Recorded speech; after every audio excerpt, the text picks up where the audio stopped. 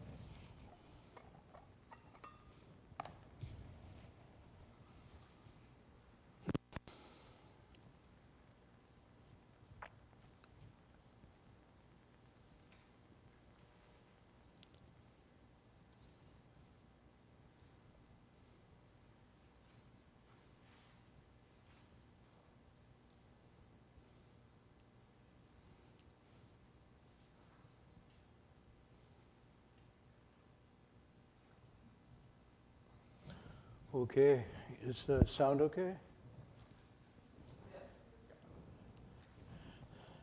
If you don't want to listen to me, just shake your head yes, and then I won't increase and you'll be happy. Okay, well, welcome back. It's me that's coming back. You were all probably ready to go, but I got laid up in a number of different ways. Every time I go to Los Angeles, I have a setback.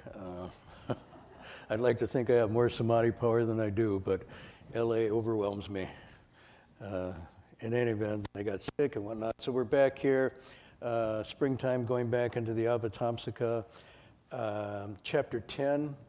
Bodhisattvas asked for clarification. And we're dealing with this whole section here. You probably don't remember, but this is where the Bodhisattvas are asking Manjushri Bodhisattva for clarification on some key principles. And this whole section has to do now with Manjushri explaining to them the nature of karma.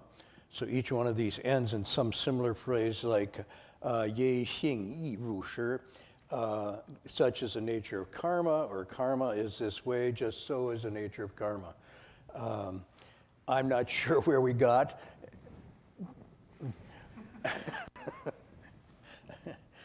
Or where you got with your karmic investigations. But in any event, I'm suggesting maybe we'll pick up a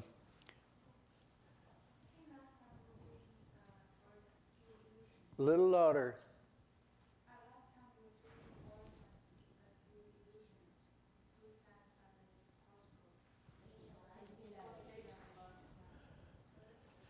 We did the, let's see.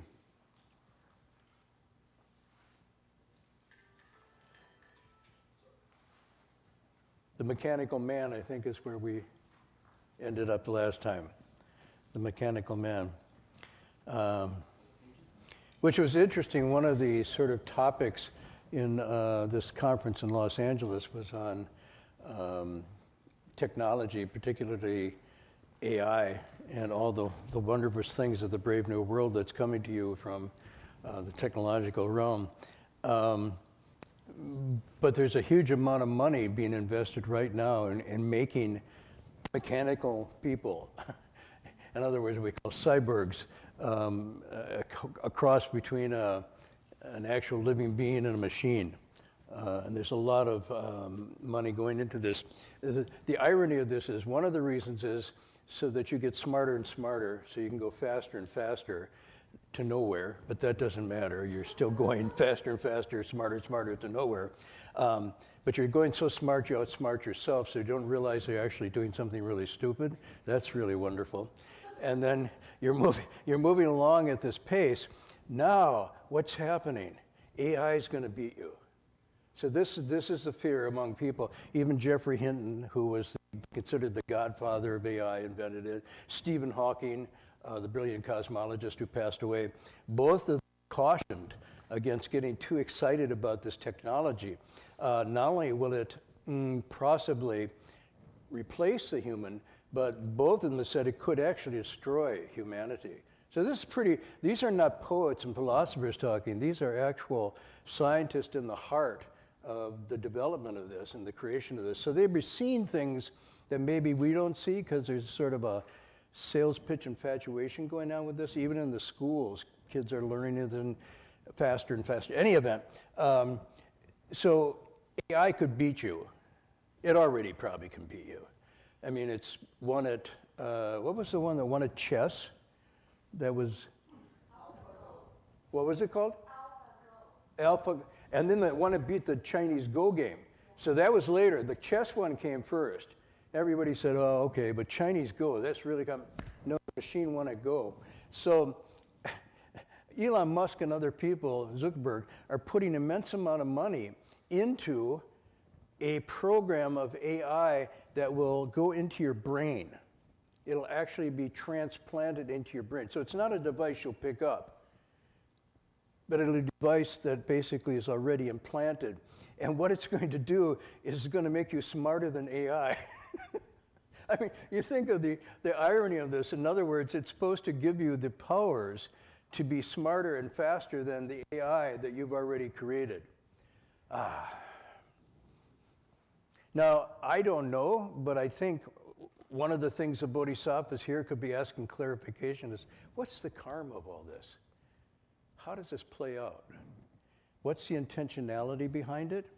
Because karma is largely intentionality, cetana. So if you have intentionality for these machines, no matter how good and smart they are, the corresponding retribution that comes is based on the intentionality. So this is something to really look at. Anyhow, we'll go into tonight's passage. I'm not going to spend so much time on this, but that's what the conference was, some of the things that we're talking about at the conference. The other thing that came up was very interesting, was the amount of energy and water, the amount of just pure energy and water that goes into running these high machine technology devices like AI, ChatGPT, and so forth, is stupendous. And there's not enough water. In the United States right now, the big search is for resources of water because the available water to run these, and you put this alongside Bitcoin, which also runs on the same water energy source, and AI, and you've got a huge, voracious water energy consumer that cannot be satisfied.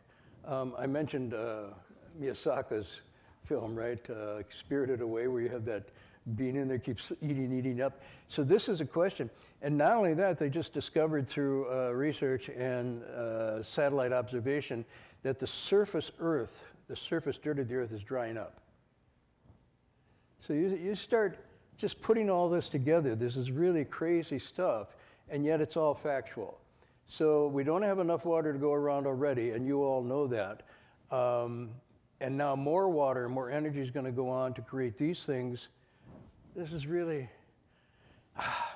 Someone asked me there why I didn't go into science. I'll just digress a little here. I explained to you early on when I was a child, back in the 1800s, well, a little later, we had a wonderful curriculum. We had art and drawing and music and math and reading and history. Bible studies is that, but we had all that good stuff, right? And then, right when I was about 7th or 8th grade, the whole curriculum had changed because the Russians had launched something called Sputnik. And when Sputnik went up, the American government decided we were behind the Russians. They were going to beat us. And so the whole curriculum changed over to basically what we call STEM now. What is that? Science, technology, engineering, and math for that level. And instead of having poetry contests, we were having science fairs. So we got into this, and everything was geared for this. And then I was like 7th or 8th grade. I had won a prize in a science fair. So it wasn't that I couldn't do science. Well, maybe I could just do prizes. Wherever there's a prize, I wanted it. It didn't matter what it was, right? Eat the most hot dogs, I want that prize. In any event, I won this prize. But then it occurred to me, at the same time, they came in and ran a film. And what was the film called? Oh, it was called Duck and Cover. And at first I thought, oh, that's fun. You play this game on the playground. Duck, duck, goose, you run around. You know this? Nobody plays games anymore. It's not a digital game. It's a real game with people. In any event, I thought it was a game. It's not. They showed you this film, and they started the film with this huge mushroom cloud blowing up the atomic bomb. Oh, my gosh. And then they showed you what it did. They had the pictures of the release of that energy and how it destroyed buildings and so forth. Oh, my gosh. And then you were supposed to duck under your desk and cover, like that. Now, you all are shaking your head. Of course, you can duck and cover and nuclear radiation won't get you. No. But that's what we were doing. And I had my first awakening. Excuse me, not certified by any teacher, but it was this question: why are they asking me to duck and cover under my desk and then asking me to sit on top of my desk and invent things that would make me want to duck and cover and hide under my desk again? So I'm inventing things on top of my desk with STEM to create these nuclear bombs and weapons and so forth, and then I'm learning to hide under my desk and duck and cover to avoid what I've just created. And somehow that didn't make sense to me. And so I kind of lost my interest in science at that point. Any event. This was going on in LA, and I must say I was a little surprised at how much enthusiasm and gung-ho buy-in there is for this right now. And I was explaining, I spent some time looking into this and maybe writing about it too, because one of the things that's happening here with these bodhisattvas, why are they asking for clarification? They're asking for clarification because of yin-yang, the causes and conditions of people, living beings in the 10 realms, or in the 6 realms particularly, are always shifting and changing. And they have to adapt and accord and figure out how to get in at that level. When we, and I'm speaking, nobody here, there's a few people in this room whose hair is white. Now, unless you're dyeing it white to look cool, you're younger than I am. The early disciples of Master Hua were coming in, and our fanao, our shiqi maobing, was what? Okay, so you go back. Now, I'm not asking what yours are. You don't have to even tell me what yours are. What were they for Dharma Master Sure and Heng Sure and Doug and myself at that time and a few others? Come on.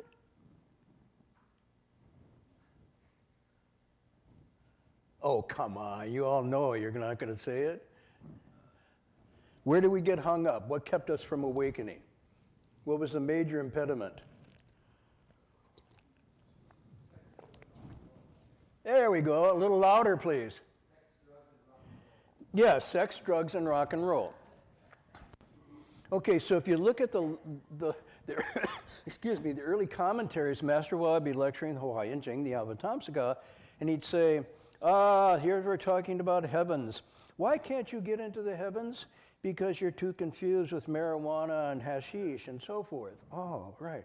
What does this say? Whatever you can't see through and put down, sexual desire is the biggest. And again and again and again. He says, and sometimes you think you're going to mix them all together and you're going to get a higher enlightenment. No, that's even greater stupidity. And he hit and hit and hit.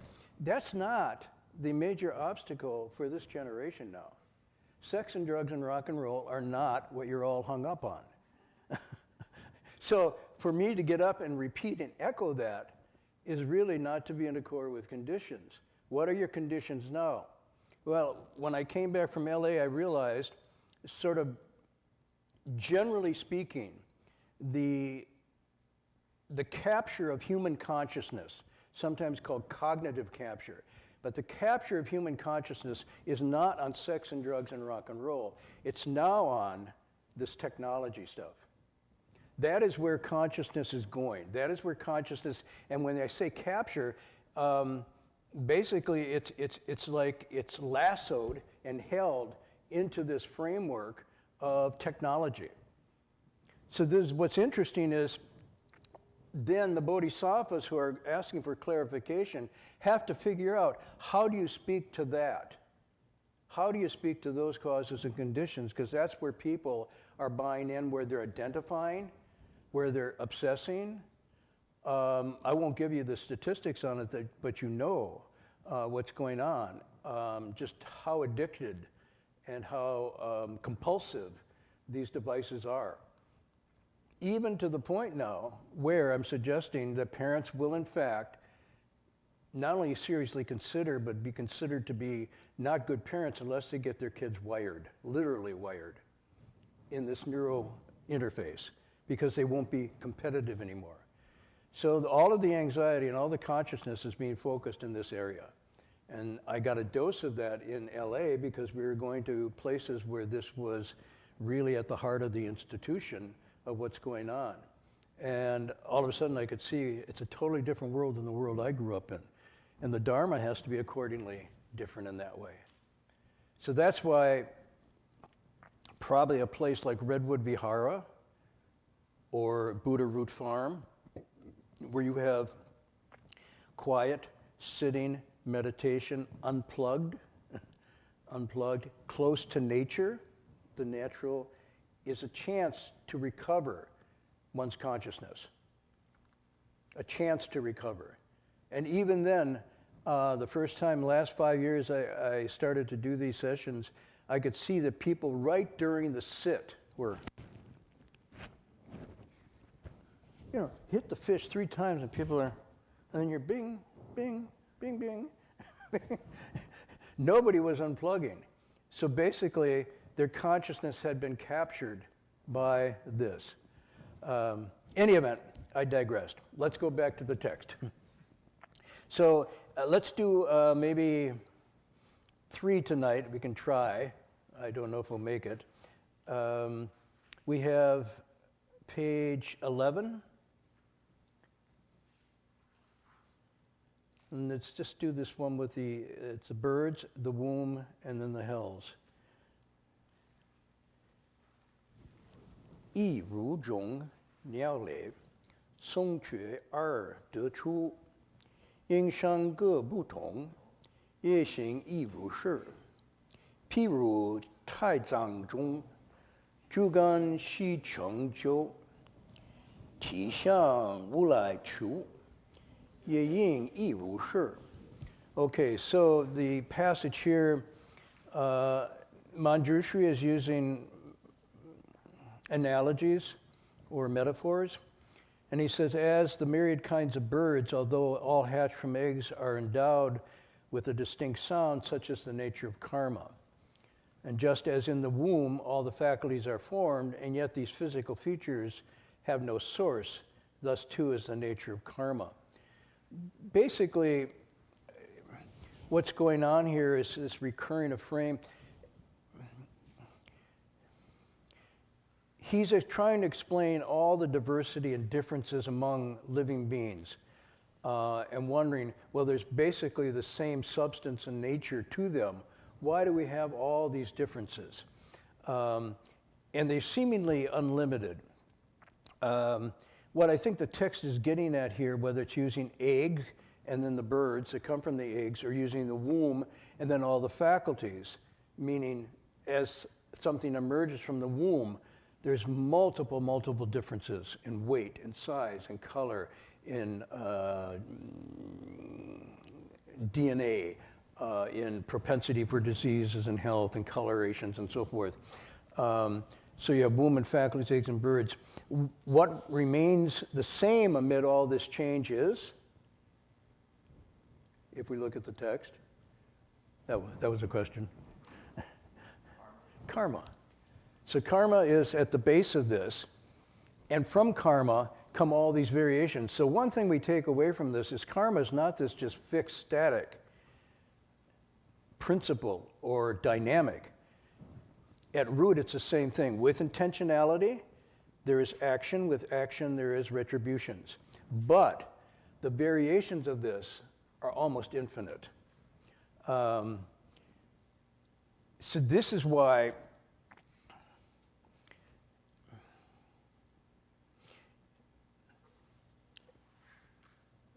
at least with my teachings from Master Hua, and I read this in the text as well, is not to pay attention to the effects, not to pay attention to the ramifications, but to pay attention to the root cause, which is the intentional action of body, speech, and mind. This is the strongest recurring theme throughout all these texts, whether it's the Pali tradition or the Mahayana tradition. In the Pali tradition, you have the opening of the twin verses, right? The mind is the forerunner of all things. As the mind goes, so too does all our karmic retribution and returns. As the cart follows an ox, you have the Avatamsaka, Ichi, Weishinza, everything is made from this mind alone.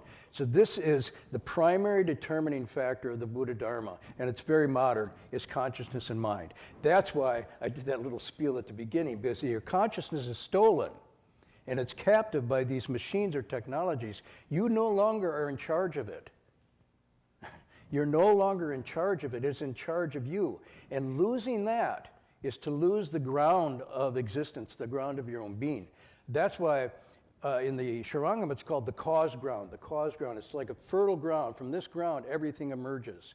So this is really, has nothing to do per se with religion.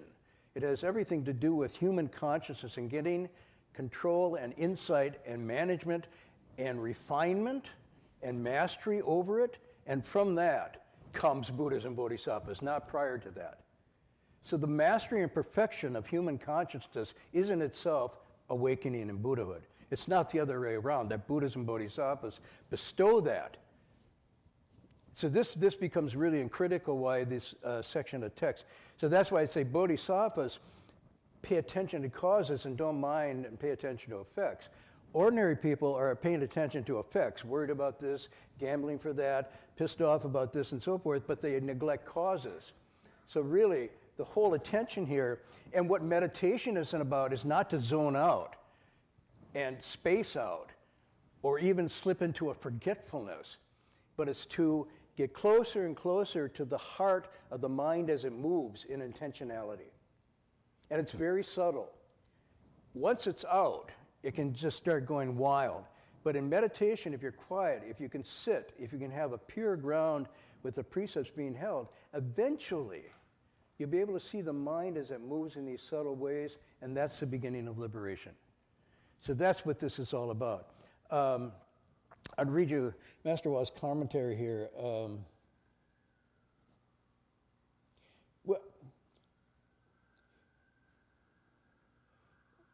I first discovered this,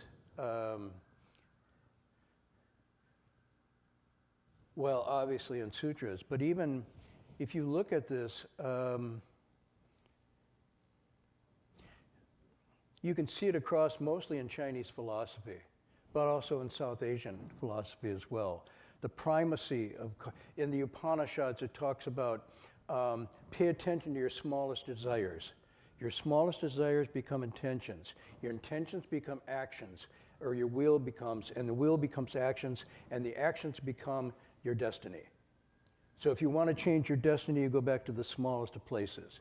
This is at the heart of a karmic-centered structure. And karmic-centered doesn't mean, oh, I get punished for this and I get rewarded for that. Karmic means mind, getting back to the mind. Getting back to the mind, which is the origin and king of all things.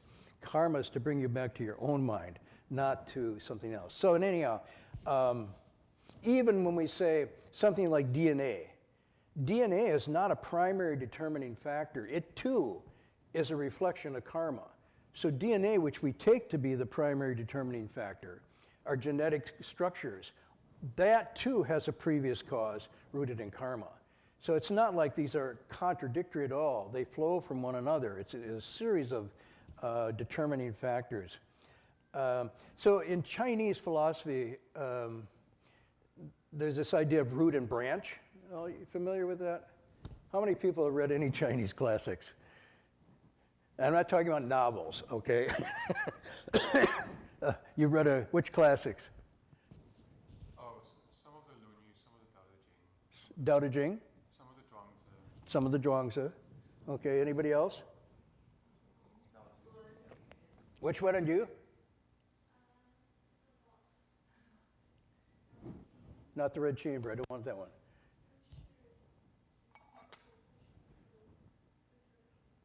How about, let's start with the Sishu, Lunyu, right? Da Shui, Zhongyong, Mengzi, those are the four.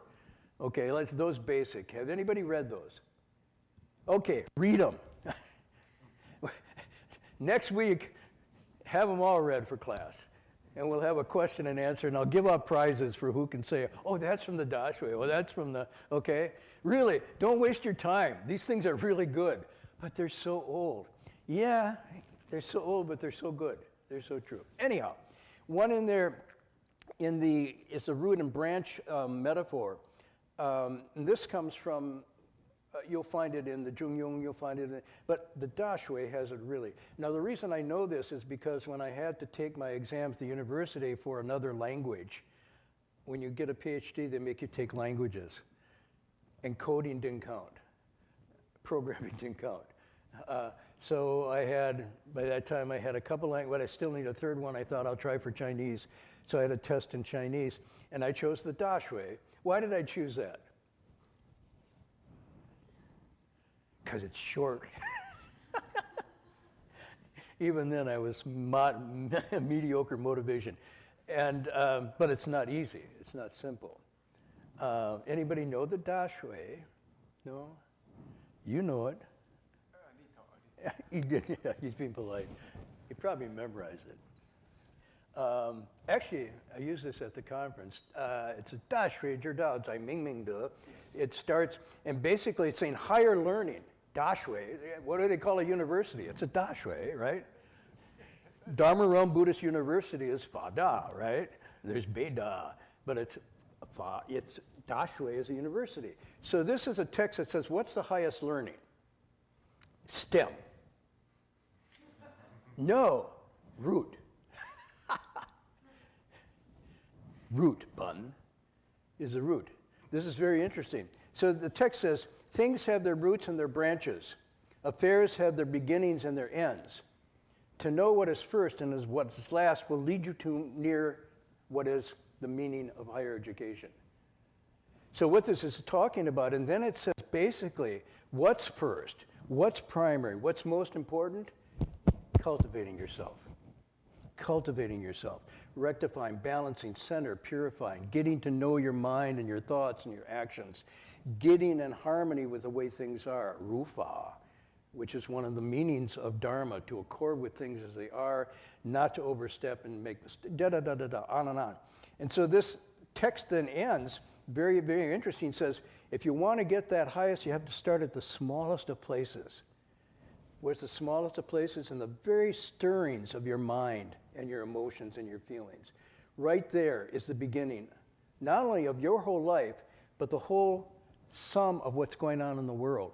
And the text says, oh, you want to make the world a better place? Well, you better start with your family. Well, you want to make your family better, you better start with yourself. You want to make yourself better, you better go to your mind and your heart. You want to make that better, you got to go and investigate to the smallest of places. Where is that? In the very stirrings of impulses, intentionality, thoughts, feelings. Right there is the beginning. So it says in the end, but what it ends up with is, if you go there and you do that well, and you really do it well, your relationships will be much better. And if your relationships are much better, then your family will be much better. Your children, husbands, wives, and so forth. If that's the case, then your clan, your society around you also will hum, will resonate. It will be centered and balanced. And then there's a chance that the world, too, will pick up on this. And then it says, it ends with this great line. It says, from then it was, we'd have to say the president, or the emperor, or they call it the son of heaven, down to the most common person. And it says, Shoshan Weiban. Cultivating oneself is the root bun of everything else. So my appeal, it fell on deaf ears in LA. Because I said, well, we don't need more stem, we need more bun root. And I'm going, what? Ming, ming, duh. You have to have more light and virtue education and not simply training. They haven't invited me back, so that's just how it goes. Okay, I digressed. Shifu's commentary on this is very good. He takes a line, he says, I'll read it to you. Such is the nature of karma. And then he says, the text here uses myriad classes of birds as an analogy to explain the question posed by Manjushri Bodhisattva. Birds are hundreds of tens of thousands of millions of different kinds, but within each kind, an individual bird's voice and appearance differs in some way from all the rest. Now, if you've ever spent time in nature and listened, you'll realize this. Even birds of the same species don't have the same call. So he said, although all these birds hatch from eggs, they are distinct. Every bird, no matter what kind, hatches from an egg, but once it is hatched, its sound differs from the others. Each individual bird has its own distinct sound. Not only is this true of birds, it's even true of mosquitoes. Master Wild used to like to talk about mosquitoes. And he said he was going to be reborn as one. Now, I took that, so he said, don't just slap and kill mosquitoes, because it could be your teacher coming back. But in the Socratic tradition, mosquitoes bug you, right? And so when your consciousness is captured, you are literally asleep. And so the teacher has to be like a mosquito.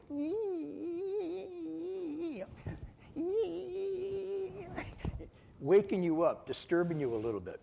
Anyhow, I'm not saying all mosquitoes are Shanjurshers. Come on, don't get me wrong. I'm just saying mosquitoes are so small that when they hear their drones, they all sound the same. They seem the same to us, yet each individual mosquito's voice is different from the rest. However, mosquitoes are able to identify each other by their drones. Two mosquitoes may be far apart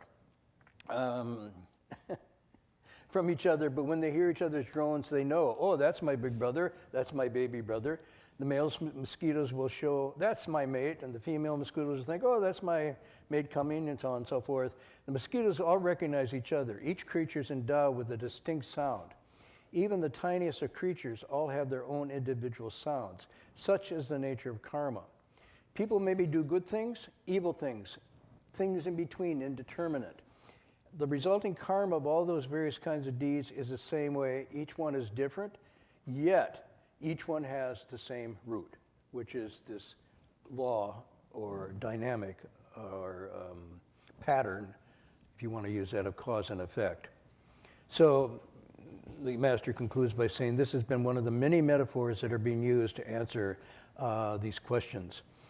I was going to spend a little time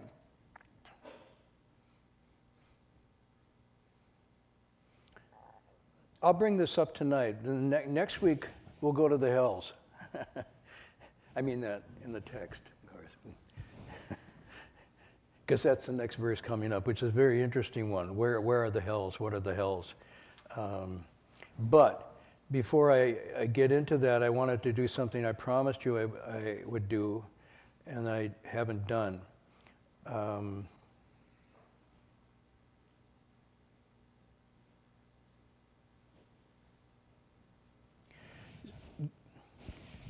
So if we're looking at karma, and this is important, remember we talked about karma earlier, it's not just this blanket concept, it has three elements to it. Do you remember what the three elements were, kind of? Maybe? Nobody? Anything clicking? There was cetana, right? That was intentionality. And then there was vipaka. And then there was phala. Oh yeah, some people are nodding. Okay, these are not pizzas. These are actually concepts, okay? Cetana is the intentionality, vipaka is the ripening, and phala is the fruit. So karma just gets lumped as, oh, it's karma, but karma actually breaks down into these three different psychological functions, and they're very important because the fruit, the phala, is not fixed from just the intentionality. There's all these factors that go into it. And so when you're learning how to master your karma, you start to understand what a lot of the Buddhist practices are about. For example, something done, excuse me, intentionally, does not necessarily result in a one-to-one return. You can mitigate it or you can make it worse. Okay, you can mitigate it. Why do we have bowing and repentance and reform? Generally, it's to mitigate, to pull back some of the energy, to compensate for, to counter karma it's caused. Why do we practice giving, liberation of life, generosity? All of the paramitas are not just for yourself, but they're also for all living beings, but they're also to change the field of your karma. So the more you cultivate goodness, compassion, kindness, and so forth, you're creating a counteractive karma to greed and anger and stupidity. So it can change, or you can make it worse by not changing anything and by just going down the road and continuing, not just repeating it, but repeating it with gusto and allowing it to take over and allowing it to become you.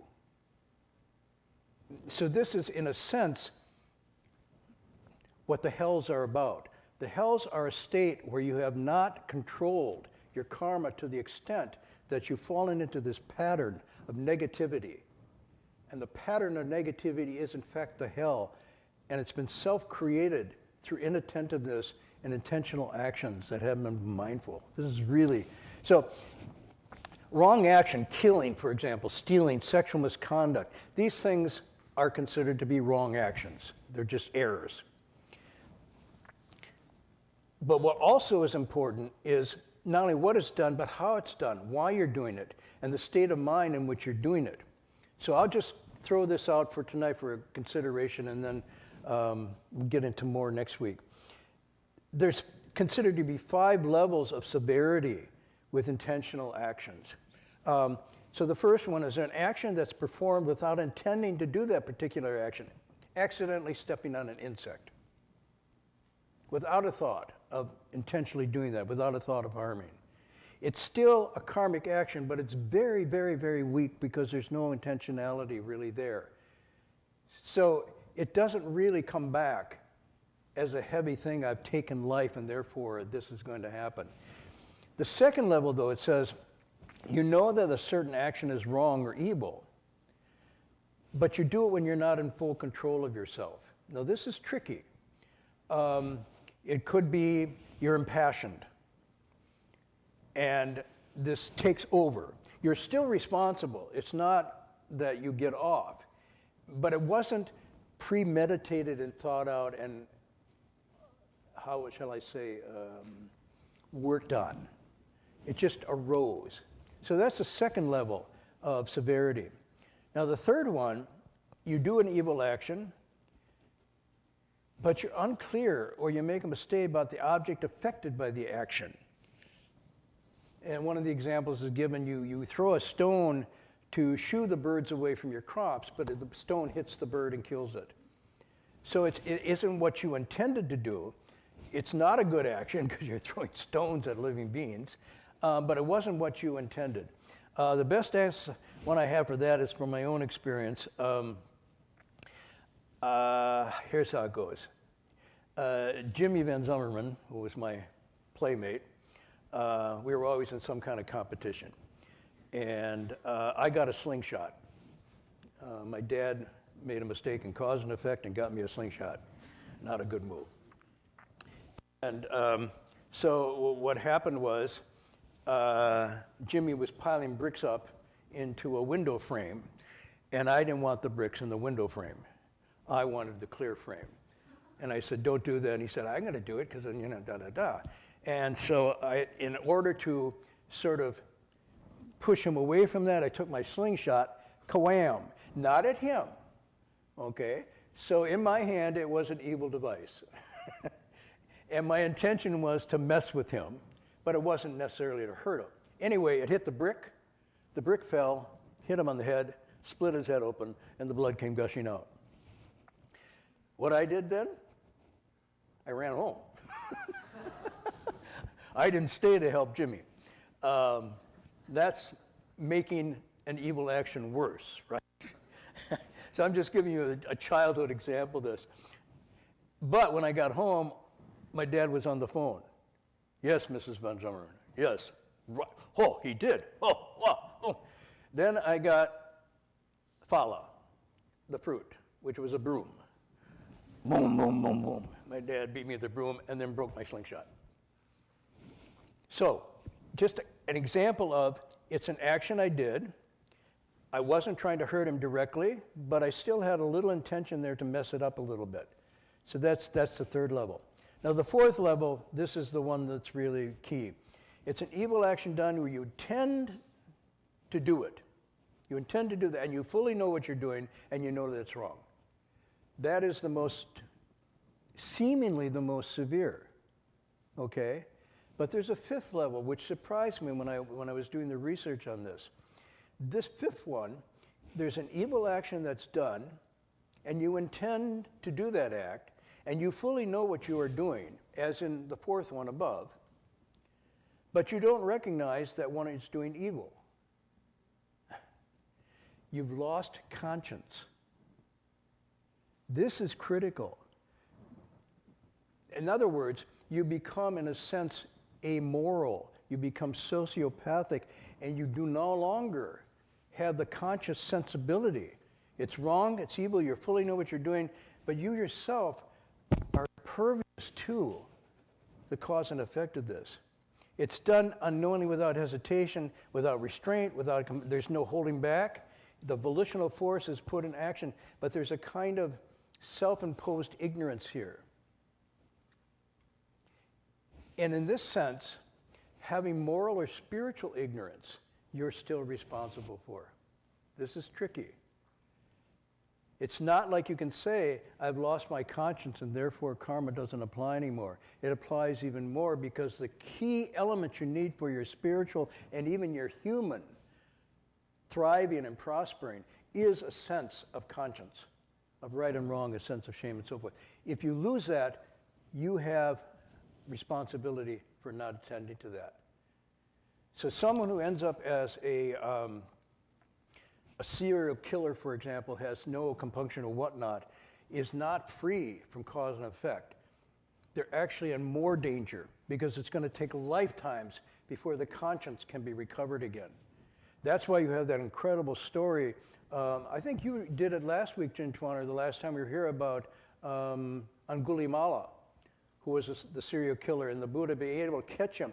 But he'd gotten to the point where he was right at that fifth stage of not being able to feel any conscience pinging because of what he was doing, and that was the most dangerous one. That's the most dangerous one. So those of you who want to read about this, we can do it next week because I love this text. This is called Rahula at the Mango Stone. And yeah, it's one of my favorite. Some people think it's a kid sutta. It's not a kid sutta. It's really for adults. But it's a story where Rahula is about 6 years old, and he tells a lie. And the Buddha takes him to task on this and gives us some metaphors. But it's really turning right on this fifth one, he's basically catching Rahula before he starts to lose his conscience. And so he doesn't scold him, he doesn't shame him, he just says, how does that feel? How does that feel? Which is what Sherpa used to do with us many times. We would do things we knew were wrong. They weren't good.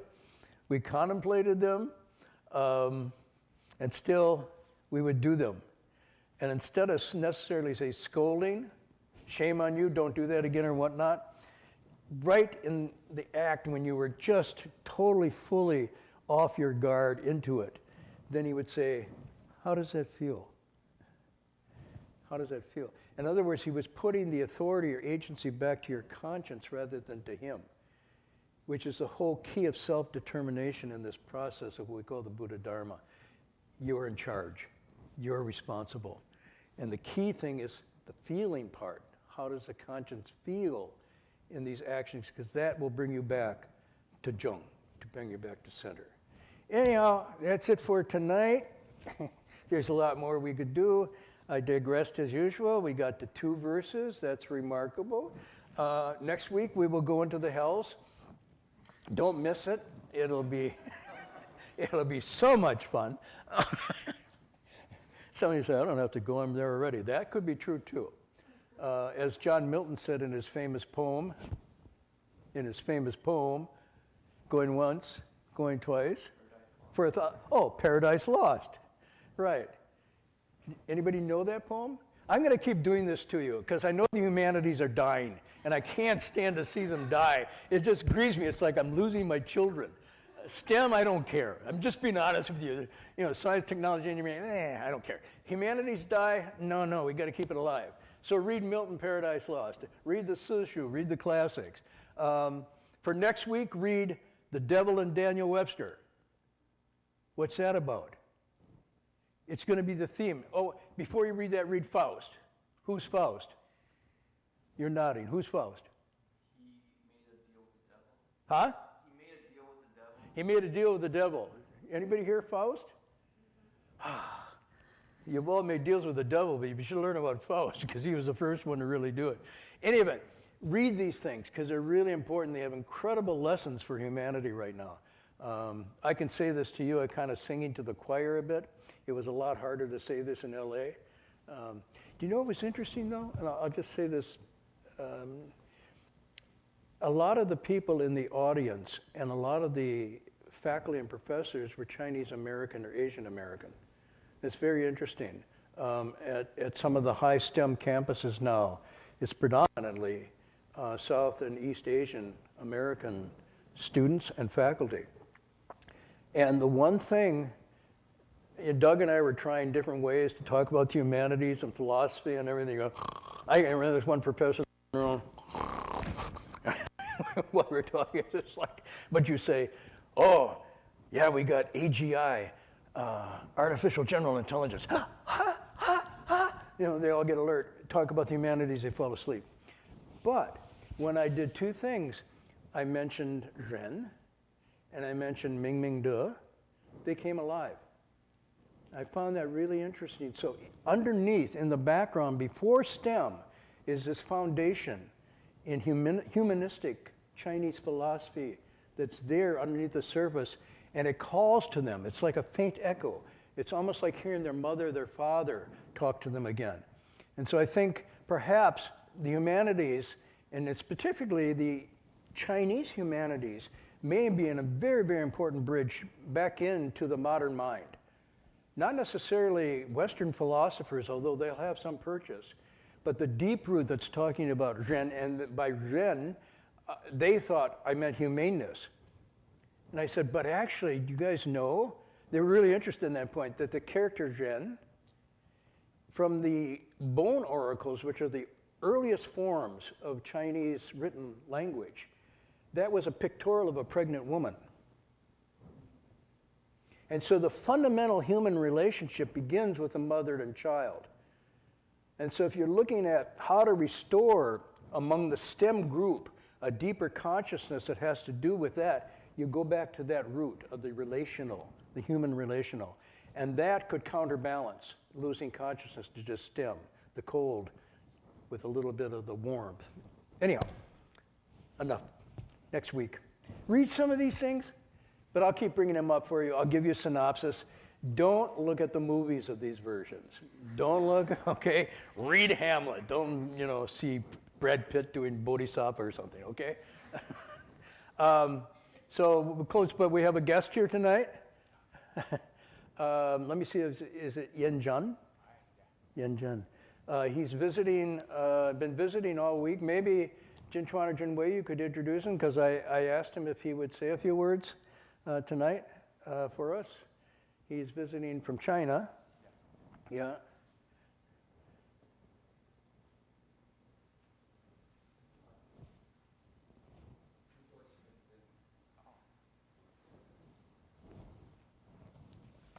And we just met in the parking lot, so I'm interested to hear.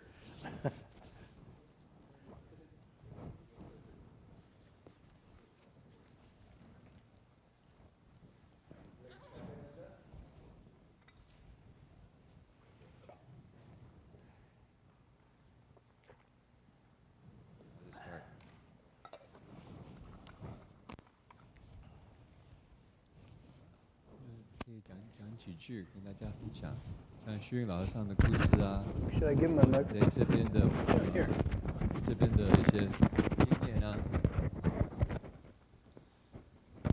Unplug me. You're unplugged. 这样子讲就好了，这个样子。好，那我先简单介绍你。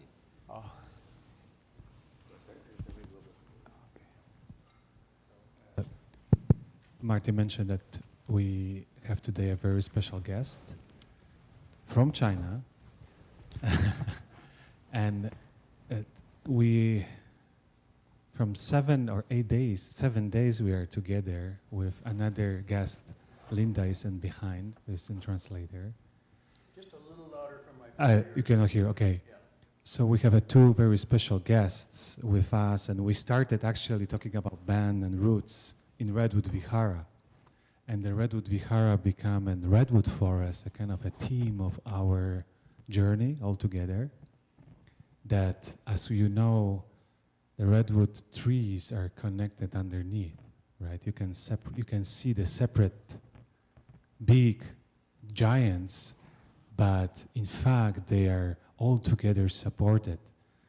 And they support, they give nutrition and water and so forth. And for us, it's like discovering that we have a lot of redwoods in China. And even we didn't know that we are so deeply connected. And these connections are just giving us a lot of inspiration. Seeing monk who is 31 years in robes, is an abbot, one of the biggest monastery in China, and he has a lot of authority, but he's so humble. He say, I want to be a student. To be a good teacher, I have to be a student. And we visit many places. Today in the morning, it was very interesting. We visit San Francisco Zen Center. And we have a very interesting connections and a lot of actually connections to roots. He kind of explained, a lot of meanings connected from root, a lot of, as we know, Zen tradition came from China, is connected in Japan. And he explaining, like for instance, the name of Ueno. That Ueno is someone who bringing joy to the community. And it's like, oh, we didn't know that, oh really? And keep going, kind of inspiring by his humbleness, his warmth, and welcoming and so forth. I'm deeply, deeply touched and honored, and Jinchuan can add a few elements. Also, we spent a few days at their BU in many classes. I think that's okay. Yeah, can go. 但是我讲几分钟。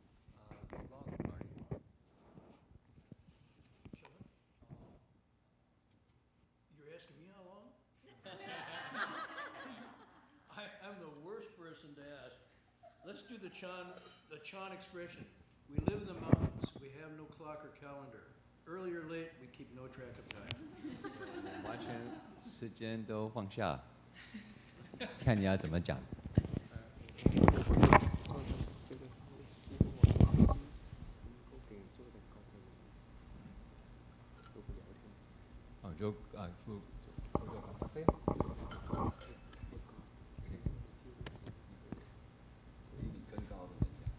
所以刚刚我要坐到前面，我不能比更高。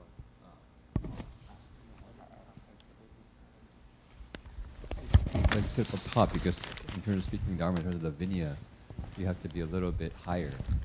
When you're speaking, you can't be actually below the community. So maybe as he's moving, I can share a little bit.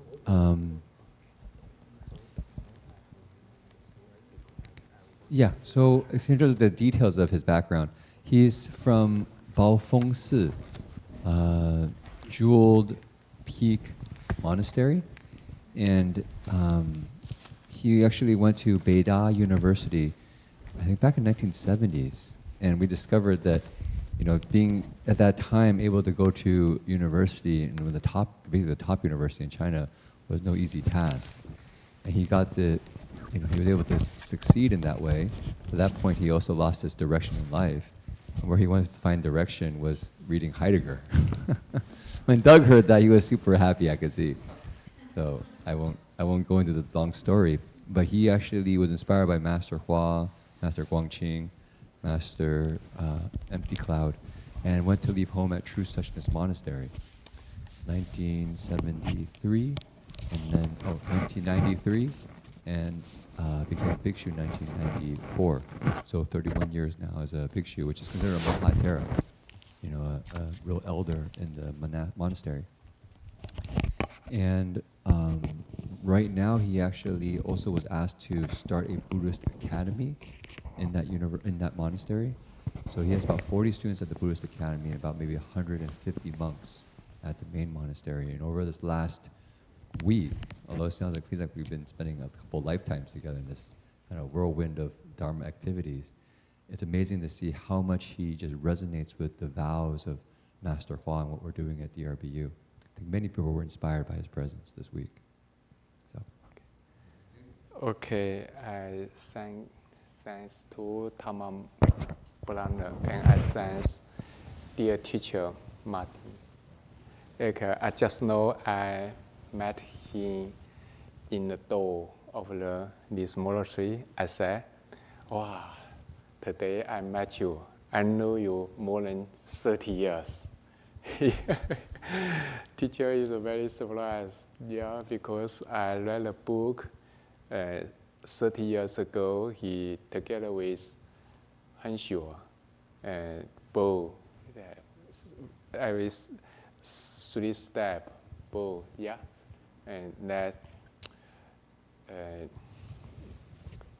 很鼓励我。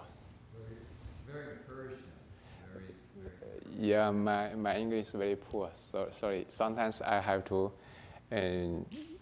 help my Tama master, my Tama brother should help me. Okay. Yeah, I from China, and when I became a monk, 3 great monk very important to me.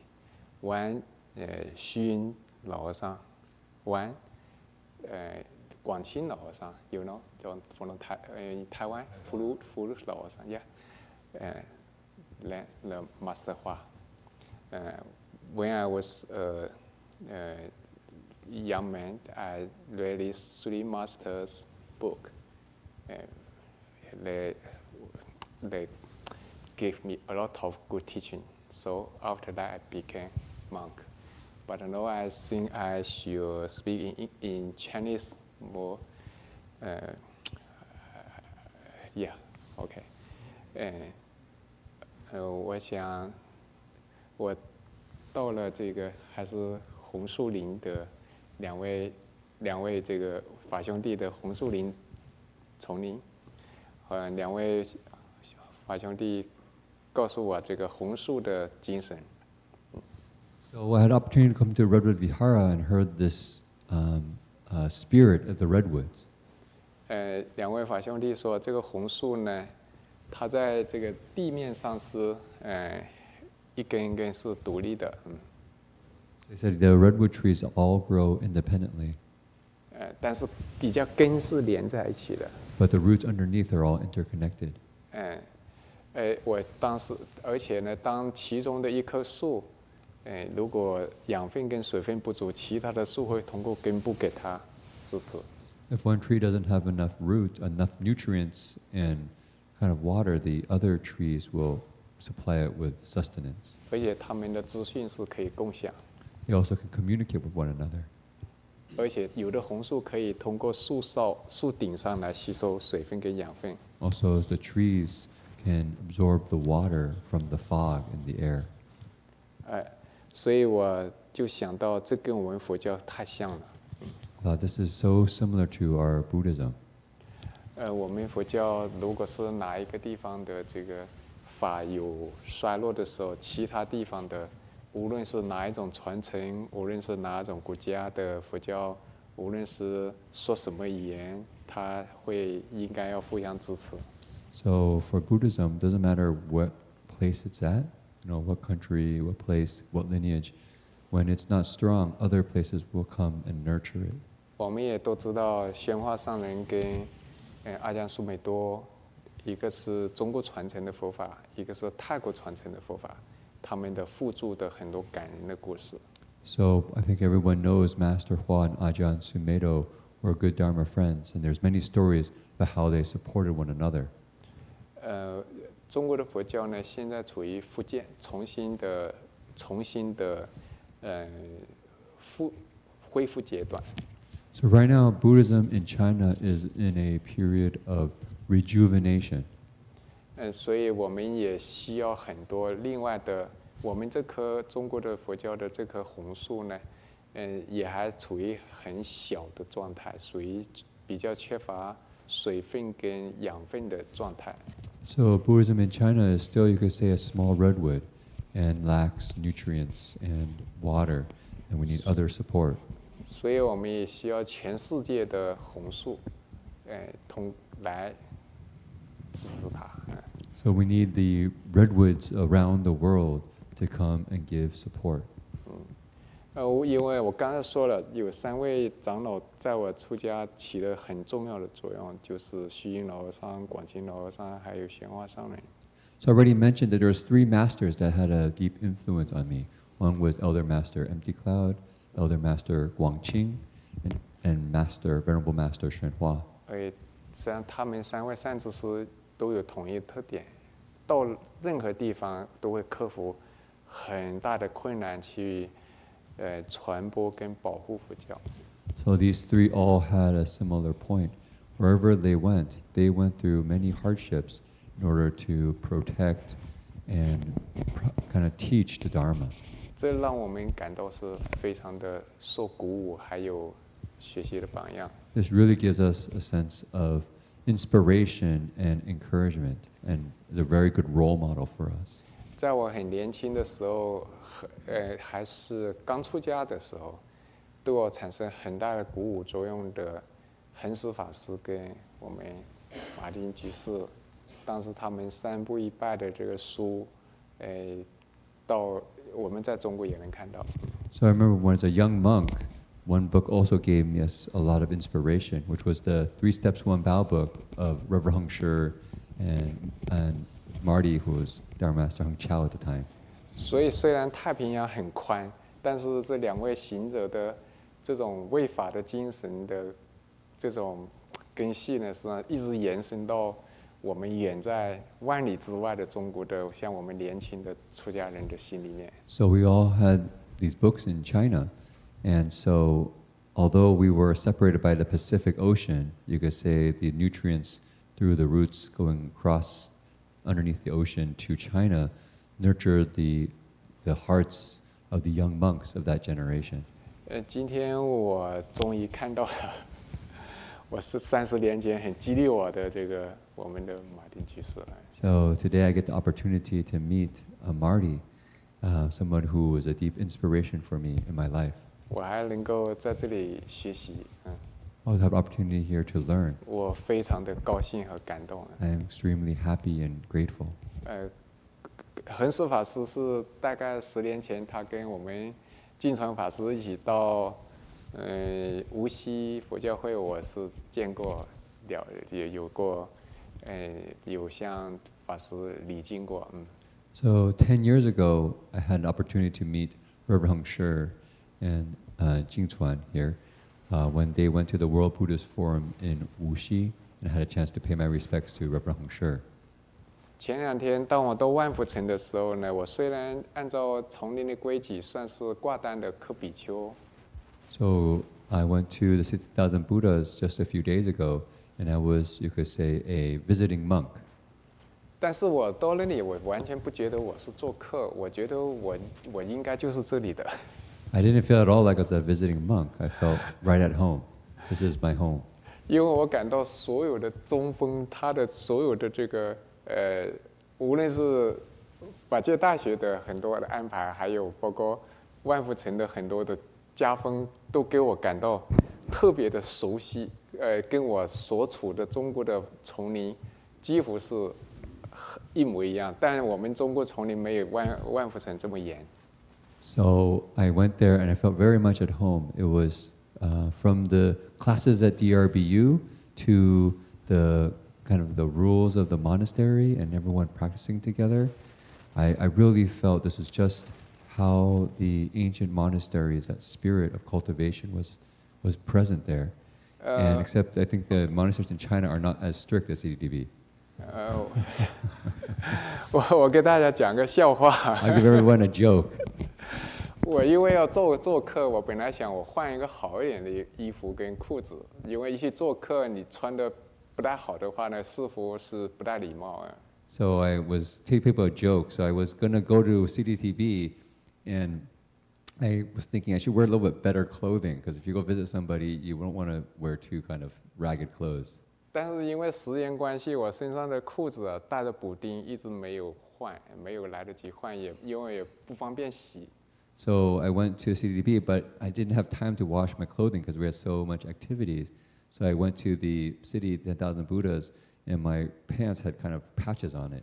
所以我就带着一个带着补丁的裤子穿进。So my patches, my pants had all these patches on it. 我到那里，我总把它遮起来。So when I got there, I just make sure I cover up my pants so people don't see it. 这是一个做客的人的应该既有的一种心态，应该穿得比较正规去做客。So this is kind of the heart of the person who's coming as a guest. You want to show up in a very respectful way. 但是当我到万福城的话，来接待我的几位法兄弟的，我看他们身上全是补丁。So when I got to 6,000 Buddhas, I saw the 3 monks who came to receive me, and their robes were completely covered with patches. 所以我就感到我的角色马上转换了，我不是来做客，我是回到我自己的家。So I immediately thought to myself, I'm definitely not a guest monk here. I've come back home. 所以我们是同样都是红树，我们的根是相连的。So we're all, you could say, redwood trees, and our roots are all 也 interconnected. 就是说，我们品种是一样的。So we could say our 品种, our species is the same. 来到这里啊，特别高兴。这几天我们净传法师跟净慧法师呢，对我特别照顾，因为我明天要回中国了。So I'm very happy the monks here have taken good care of me, and tomorrow I will be going back to China. 我非常感谢三宝，感谢虚云老和尚，感谢广清老和尚，跟感谢我们宣公上人。So I am deeply grateful to the Triple Jewel, to Master Empty Cloud, to Master Guangqing, and also to Venerable Master Xuan Hua. 感谢我们万福城的，还有万福城的各个道场，也感谢我2位法兄弟。So I'm also very grateful to the 60,000 Buddhas and all the monasteries of DRBA and the monks here. 我尤其还是要感谢，在我很年轻30多岁，经常修行就是会感到没有动力，但是很感谢当时激励我的2位善知识，一位是恒实法师，还有一位是我们马丁居士。So I also want to be very grateful for the 2 who are very, very inspirational to me in my life. One is Reverend Heng Sure, and then the other one is Marty. 非常感谢，非常感谢。Pasaka Marty. Okay. Oh yeah, so the camera's not on them, but he's holding Marty's hand. photo, okay. He's going back tomorrow? Yeah. Going back tomorrow. 为什么？为什么？有那个很多原因，因为国内的各种要求也有， You have to go back. So in this case, I'll say something very inauspicious. Wait, take photo here. Okay. Huh? Take photo for me, for us. Oh, yeah, go ahead, take a photo. Okay. So normally, it's auspicious if you say Together. chuja, right? Chuja, leaving home, you should leave home. In this case, I wish you not chuja. 回家。 I'm wishing you do not chuja. 他祝你不要出家，为啥？ Because you said this felt like home. 说这个像你家一样啊，就回家。哦 So why are you leaving this home? Huh? 为什么要离这个家？啊，我很想邀请你到我那边那个家。 I really wish that you could come to my home. Have you ever been to China? I have. 他有去过。 Your home, my home, 没有什么大不同。你好，是一样，红树一样。一心 one heart. 呀，非常感谢。Thank you. We'll do transference.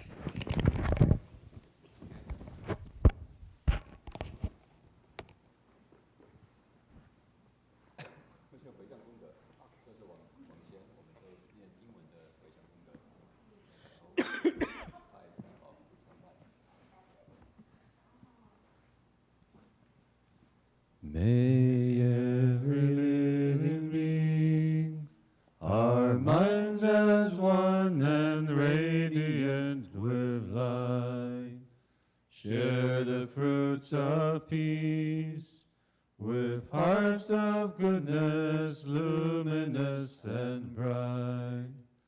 If people hear and see how hands and hearts can find in giving unity, may our minds awake To great compassion, wisdom and to joy. May kindness find reward. May all who sorrow leave their grief and pain. May this boundless light dispel the darkness of our endless night. Because our hearts are one, this world of pain turns into paradise. May all become compassionate and wise. May all become compassionate and wise. 3 bows.